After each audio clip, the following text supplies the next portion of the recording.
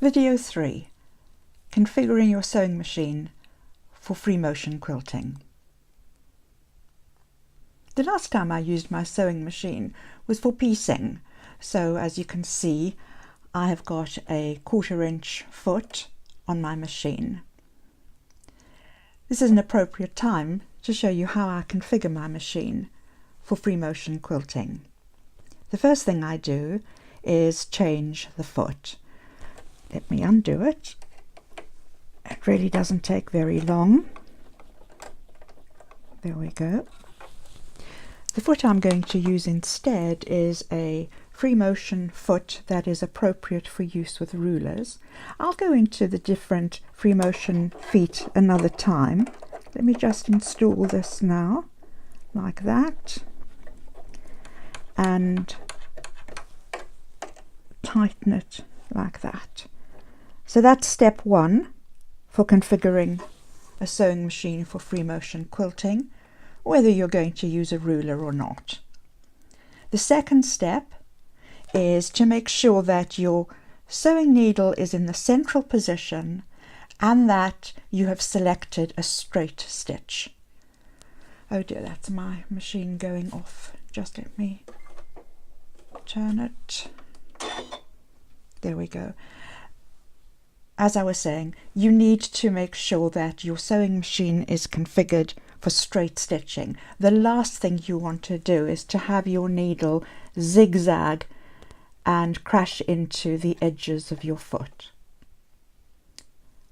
The third thing you need to do is to lower your dog feeds. These ridgy metal pieces that move backwards and forwards in synchrony with your needle as it goes up and down. In standard sewing, these catch the back of your fabric and move your fabric directly underneath the needle. In free motion quilting, as the name implies, you want your fabric to be free. You want to be in complete control of how your fabric moves, the direction it moves and the speed it moves. So in order to do that, the simplest way is to simply drop these feeds so that they aren't protruded and they don't catch your fabric. If you watch carefully at the back here, you'll see the effect when I throw the lever on my sewing machine. I'll do it once and it makes a bit of a noise. So here we go. There we go. Did you see that drop down there? So if I just run my screwdriver over that, they don't protrude at all.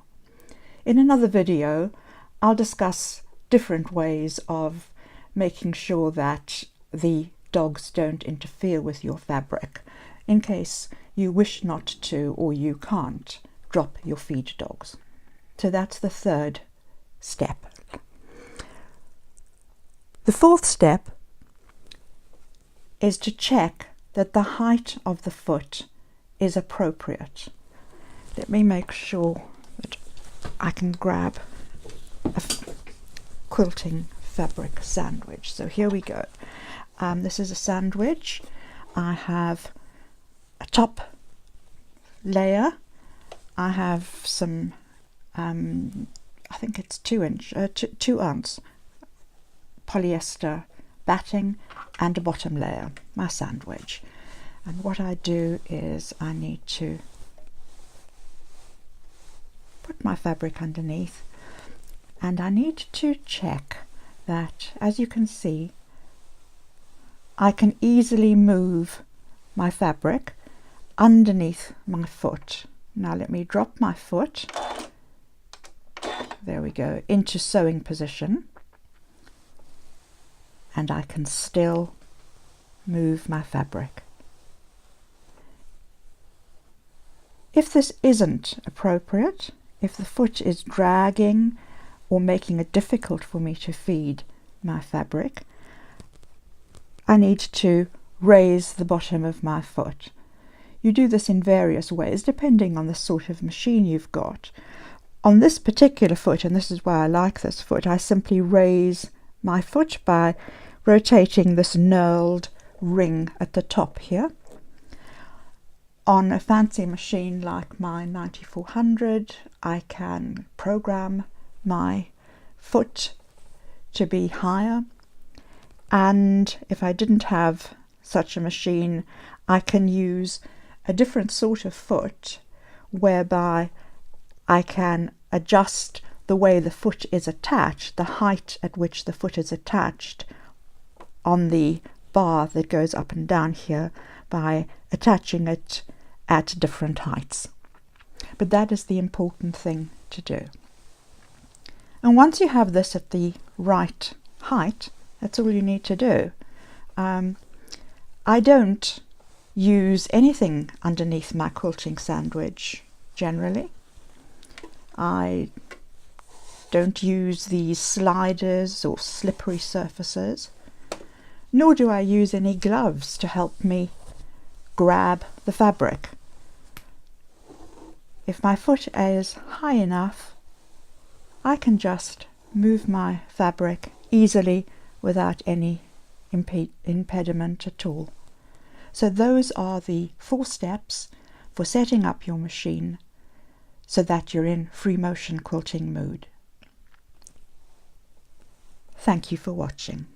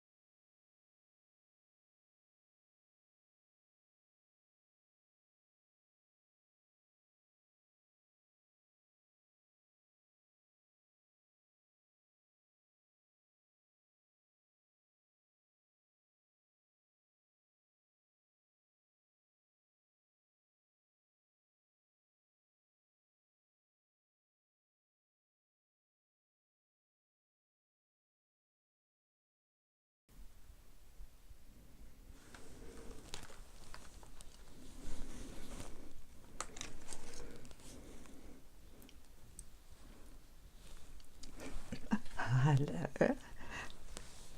Video 3. Configuring your sewing machine for free motion quilting. As you can see, my machine is currently set up for piecing. I've a 1/4 inch foot here, and the last task I used on my sewing machine